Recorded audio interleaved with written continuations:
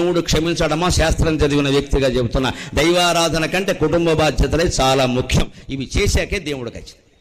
సబ్బరు చప్పట్లు కొట్టారు. మీకు నచ్చదు ఈ మాట, నాకు తెలుసు, మీకు నచ్చదు.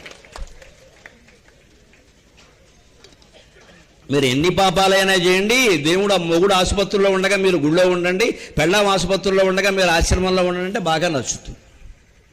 ఎన్ని పాపాలైనా చేయండి దేవుడు క్షమిస్తాడంటే ఆ మాట నచ్చుతుంది. మీ బాధ్యతను మీరు సక్రమంగా చేయమంటే నచ్చదు. కానీ నా జాతకం ఏమిటో నచ్చని మాటలు చెప్పడమే నాకు నచ్చుతుంది. మరి మీ పద్ధతి మీరు మార్చుకున్నట్టే నా పద్ధతి నేను మార్చుకుని దానికే ఉంది. చెడ్డ పద్ధతే మారినప్పుడు మంచి పద్ధతి ఎందుకు మారాలండి? చెడ్డ పద్ధతి మారకపోతే మంచి పద్ధతి మారుతుందా? అంటే సత్యం చెప్పాలనుకునేవాడు మాట ఎలా ఉంటుంది అంటే, నచ్చకపోతే నచ్చకపోని చెప్పడం నా పని కదా, పుస్తకం ఎందుకు చదివాము? నచ్చిన వాళ్ళకే నచ్చుతుంది. అందరినీ ఎవరి బాధ్యతలు వారు చేయడం మానేసి, అదుపులో పెట్టవలసిన బాధ్యతలను కూడా అదుపులో పెట్టకుండా మానేసి, మొత్తం అన్నీ వదిలేసి దేవుడా నువ్వే దిక్కంటే దేవుడేమంటాడు? ఆయనకేం పని? పోతే పోని, ఉంటే ఉండని. మన పిల్లల మనక ఆయనక?